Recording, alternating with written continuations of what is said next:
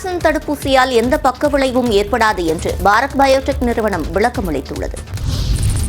Corona தடுப்பூசியான Covaxin பாதுகாப்பானது என அதனை தயாரித்த பாரத் பயோடெக் நிறுவனம் தெரிவித்துள்ளது. இந்தியாவில் கொரோனா பரவல் இருந்தபோது 2 தடுப்பூசி மருந்துகள் பொதுமக்களுக்கு செலுத்தப்பட்டன.